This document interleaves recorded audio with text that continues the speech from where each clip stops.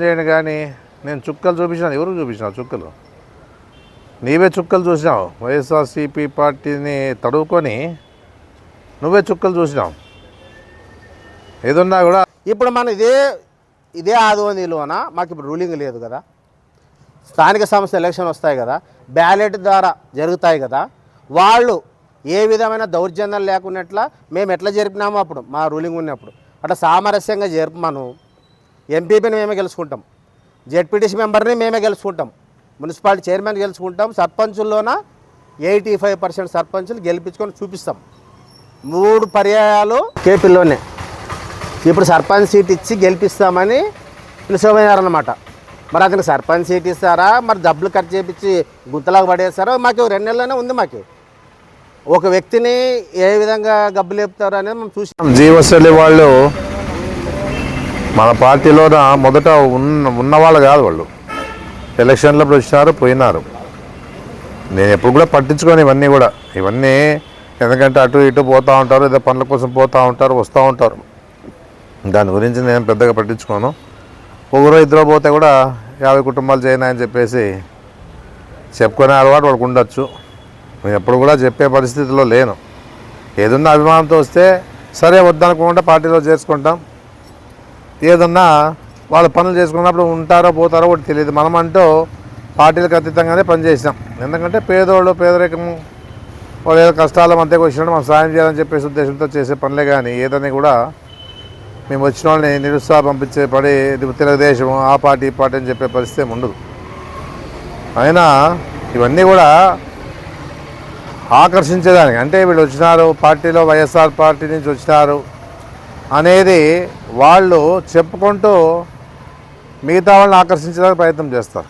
మా పార్టీలో ఇప్పుడే కాదు, 2004 నుంచి కాంగ్రెస్లో ఉన్నప్పటి నుంచి కూడా ఎవరు కూడా పోరు. ఎంత వాళ్ళు ఒత్తిళ్ళు తెచ్చినా, ఎన్ని కేసులు పెట్టినా ఎప్పుడు భయపడ్డారు మా వాళ్ళు. వాస్తవంగా చెప్పాలంటే ఏదన్నా వాళ్ళు చెప్పుకునే విషయంలో ప్రజలు ఆలోచించుకోవాల్సిందే. మనం నాకేమి ఎవరున్నా మనవాళ్ళే, పోయినా మనవాళ్ళే. మేము ఏ రోజు కూడా అవన్నీ ఆలోచించే పరిస్థితి ఉండదు అనేదే నేను తెలియజేస్తూ ఉన్నాను. ఇక మన ఎమ్మెల్యే కథ తెలుసు. అసెంబ్లీలో కూడా వైఎస్ఆర్సీపీ వాళ్ళకి చుక్కలు చూపిస్తామని చెప్పేసి మాట్లాడడం జరిగిన విషయం కూడా చూస్తాం మనము. వైఎస్ఆర్సీపీ వాళ్ళకి చుక్కలు చూపిలే, ప్రజలు చూపిస్తున్నాడు చుక్కలు. మేము ఏ రోజు కూడా దాని గురించి ఆలోచించే పరిస్థితిలే. ఇప్పుడు మాకేం అవసరం ఉంది వాళ్ళ గురించి ఆలోచించే పని ఏముంది? ఏదున్నా ప్రజలు ఓటేసి గెలిపించుకున్నారు కాబట్టి ప్రజలకు చుక్కలు చూపిస్తున్నాను, అంతేగాని మా పార్టీ వాళ్ళు ఎప్పుడు కూడా ఆలోచించే పరిస్థితులే మీ గురించి అని చెప్పేసి కూడా నేను చెప్పడం జరుగుతూ ఉంది. నీ రన్నింగ్ రేస్ ఎట్లుందంటే తెలుసు. పోలీసు వాళ్ళు కూడా దొరకకుండా పోతా ఉన్నామంటే మీ వయసు ఉన్న వాళ్ళకి రన్నింగ్ రేస్ పెడితే నీకు మొదటి ప్రైజ్ వస్తుంది. అంటే నీ వయసు ఉన్న వాళ్ళకు మామూలుగా పెడతా ఉంటారు స్పోర్ట్స్లో. వాళ్ళు ఆ విధంగా పెడితే ఖచ్చితంగా నువ్వు గెలుస్తావు, గ్యారెంటీగా నీకు ఓ సర్టిఫికేట్ వస్తుంది. స్పోర్ట్స్ కోటా కింద కూడా మీకు మంత్రి పదవి వస్తుంది. ఏమి ఇబ్బంది ఏం లే. ఆ విధంగా రన్నింగ్ రేస్ చేస్తూ ఉన్నామంటే ప్రజలు చూసినారు, ఆంధ్ర ప్రజలంతా కూడా. అందుకే ఏదున్నా కూడా మాటలు కాదు కావాల్సి ఉండేది, మనం ఏం చేస్తూ ఉన్నామని చెప్పేసి ప్రజలు ఆలోచించుకునే పరిస్థితిలో ఉండాల. ఎందుకు ఆ రోజు ప్రజలు వద్దనుకున్నారు, ఇప్పుడు ఆలోచిస్తూ ఉన్నారు. అందుకే ఏదున్నా కూడా ఇవన్నీ వదిలేసి ఇంకా 3 ఏళ్ళ టైం ఉంది. ఈ 3 ఏళ్ల పరిపాలనలో ఇప్పుడు ఎట్లా అసెంబ్లీ ఉంది, అసెంబ్లీలో మాట్లాడితే అన్నీ వస్తాయని చెప్పేసేది కళ. అసెంబ్లీలో కాదు మాట్లాడాల్సి ఉంది. అసెంబ్లీలో మాట్లాడిన ఉపయోగం లేదు. ఏ డిపార్ట్మెంట్కి సంబంధించిన మంత్రులు ఉంటారో, ఎవరెవరైతే ఈ ఆదంలో డెవలప్మెంట్ కోసం నిధులు ఇస్తారో, ఇప్పుడు ఉర్దూ కాలేజ్ ఉంది, ఉర్దూ రెసిడెన్షియల్ స్కూల్ ఉంది, ఐటీఐ కాలేజ్ ఉంది. ఆ 3 ఇప్పుడు ఉన్నారు కాబట్టి ఆడ ఉన్నటువంటి డిపార్ట్మెంట్తో మాట్లాడుకొని, లేకపోతే సంబంధించిన మంత్రితో మాట్లాడుకొని టీచింగ్ నాన్ టీచింగ్ స్టాఫ్ని తీసుకురండి చాలు. ఓటు చేయి. మళ్ళీ ఏదైనా ఉన్నా ఇంకా ఫండ్స్ తేగలగనంటే అంటే సెంట్రల్ గవర్నమెంట్ తెస్తా అని చెప్పేసి 500 కోట్లు తెస్తా అని చెప్పేసి చెప్పింది కాబట్టి రోడ్లు వెడల్పు చేయి. సెంట్రల్ గవర్నమెంట్ ఏదైనా అనుకూలం ఉంటాయి, లేకపోతే ఆటోనగర్ చెయ్యి. ఇవన్నీ చేస్తే ఏదన్నా కానీ మేము చేసిండే పనులు ఎప్పటికీ ఎవరు కూడా మరపించలేరు. ఈ బైపాస్ రోడ్లు కానీ, డిగ్రీ కాలేజ్ కానీ, మెడికల్ కాలేజ్ కానీ, ఇవి ఎన్ని తరాలు ఉన్నా జీవితాంతం ప్రజల్లో ఎవరు చేసిన పని అంటే పలానా వాళ్ళు చేశా అని చెప్పేసి గుర్తింపు పొందినాం చాలు. నాకు అంతే చాలు. ఏదో మళ్ళీ ఈసారి ఎలక్షన్లో నిలబడతాము, ప్రజలు తీర్పిస్తే మళ్ళా ఉంటూ పదవిలో మా పార్టీ అధికారంలోకి వచ్చి మేము ఎమ్మెల్యేగా గెలిస్తే తప్పకుండా ఏదైతే హామీలు మిగిలినాయో ఖచ్చితంగా నేను చేసే తీరుతాను, వదిలే పరిస్థితి లేదు. ఆ నమ్మకం నాకు ఉంది. ఆ నమ్మకం జగన్మోహన్ రెడ్డి గారు కూడా నాకు ఇచ్చినారు కాబట్టి చెప్పగలుగుతా ఉన్నాను. ఊరికి 24 గంటలు మాటలు చెప్పేది, ప్రజలకు నమ్మించే ప్రయత్నం చేసే పరిస్థితిని ఎప్పుడు చేయను. ఎవరికి ప్రజలు కూడా 2004లో రాజశేఖర్ గారు గవర్నమెంట్ ఉన్నప్పుడు కానీ 2019లో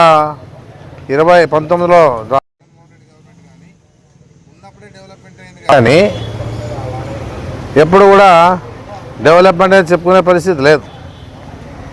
ఏదన్నా ఇంత పెద్ద పనులు చేసినామంటే సంతోషపడతా ఉన్నాం.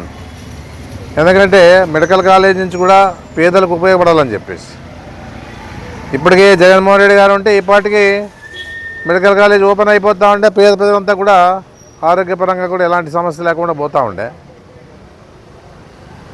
ఏదన్నా దాని మీద దృష్టి పెట్టి పనిచేయండి. కానీ నేను చుక్కలు చూపించాను. ఎవరికి చూపించినావు చుక్కలు? నీవే చుక్కలు చూసినావు. వైఎస్ఆర్సీపీ పార్టీని తడువుకొని నువ్వే చుక్కలు చూసినావు. ఏదన్నా కూడా అలాంటి మాటలు అవసరం లేదని చెప్పేసి కూడా నేను చెప్పడం జరుగుతూ ఉంది. ఏదన్నా ప్రజలకు ఏం చేయాలని ఆలోచించుకొని మన ఆదోన్ డెవలప్మెంట్ ఏదైతే చేయాలని చెప్పేసి ఆలోచించుకొని ముందుకు పోతే అన్ని విధాలుగా ప్రజలు కూడా మెచ్చుకుంటామని చెప్పేసి నేను తెలియజేస్తాను. నేను ఒక పిల్లోని చెప్పినా కదా, నీకు సర్పంచ్ సీట్ ఇచ్చి గెలిపిస్తామని పెట్టి ఒక పిల్లోని పిలిచిపోయినారు, ఒకే పిల్లోనే.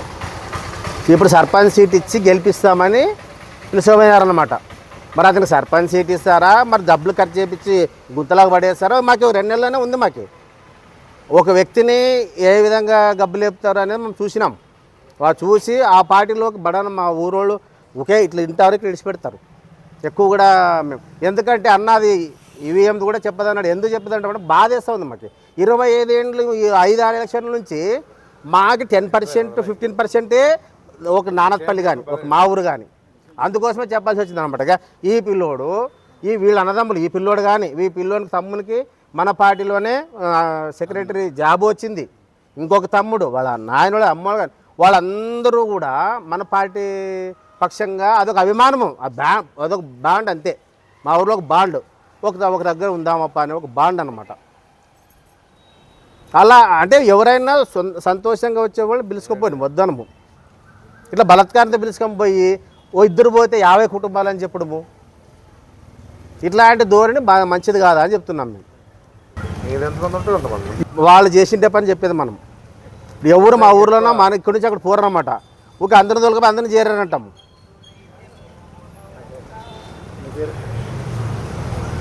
నీ పేరని చెప్పు.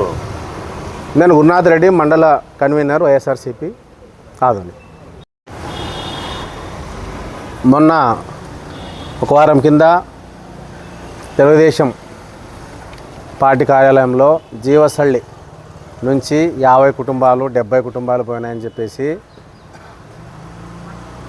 ఒక సునకానందం పొందినారు ఆ పార్టీ వాళ్ళు.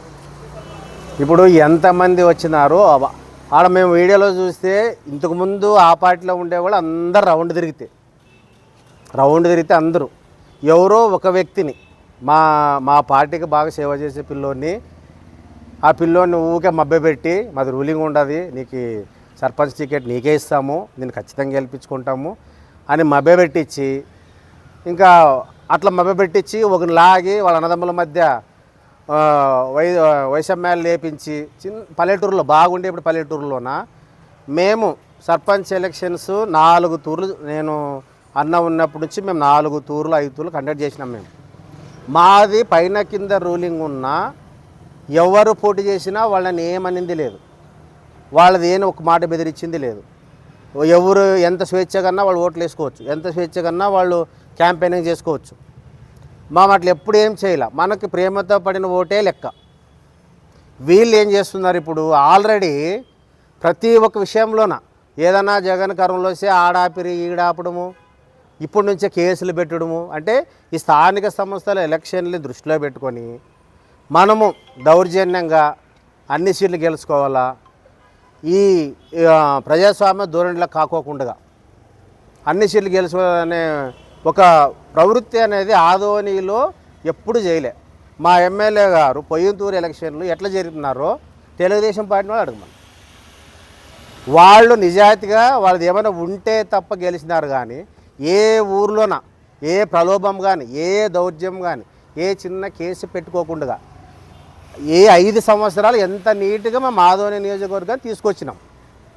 ఇప్పుడు ఎంత గలీజు తయారైంది. ఇప్పుడు చిన్న చిన్న వాళ్ళ మీద కేసులు బాయే, ప్రజలు ఎన్నుకున్నటువంటి ఒక ఎమ్మెల్యే పైన పెట్టేంత చీత్కారానికి దిగజారినారు వాళ్ళు.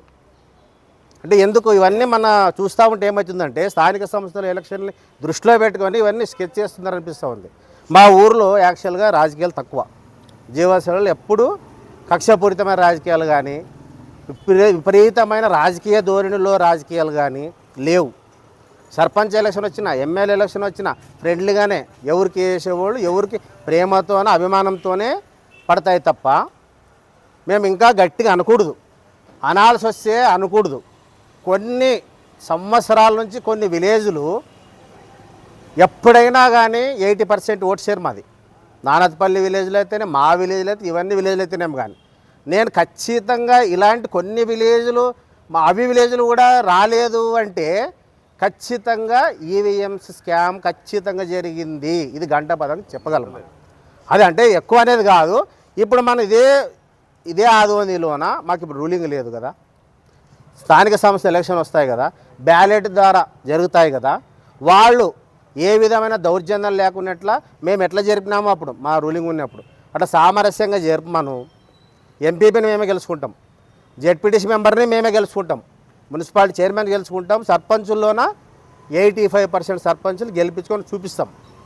3 పర్యాయాలు ఇక్కడ వైఎస్ఆర్ సర్పంచ్లే ఉన్నారు, వైఎస్ఆర్ ఎంపీటీసీలు ఎంపీపీలే ఉన్నారు, వైఎస్ఆర్ జెడ్పీటీసీ మెంబర్లే ఉన్నారు, వైఎస్ఆర్ మున్సిపల్ చైర్మన్లే ఉన్నారు. మరి ఒక తూరు అయితే ఏదో లేప అదృష్టం గెలిచినారు, ఏదో వేరే విధంగా గెలిచినారని. మరి 3 తూర్లు ఇట్లా మనం గెలిచినామంటే ఒక ప్రజల అభిమానంతోనే గెలిచినాం కదా.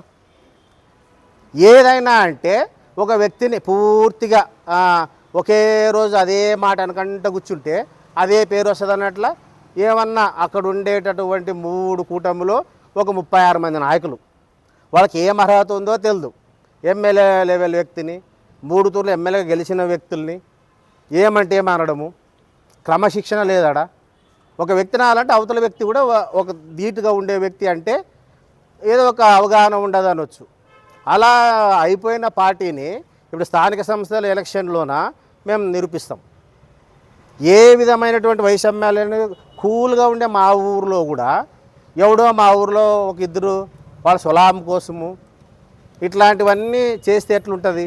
ఇక్కడికి వచ్చిన పిల్లలు ఇప్పుడు వాళ్ళ హృదయంతోనే చెప్తారు, మేము వస్తామాపా కులమని ఉంటాము, అన్నదమ్ములని ఉంటాము, ఊరికే మమ్మల్ని బ్లాక్మెయిల్ చేయడము, అన్నదమ్ములు ఎట్లా రావనడము, నువ్వు రాకుంటే బావుడేది అనడము, ఇట్లా అవన్నీ కాదు. అన్నైనా తమ్ముడైనా వానిష్టం, అది వాని అభిమానం ఎక్కడుంటే అక్కడ ఉంటాడు.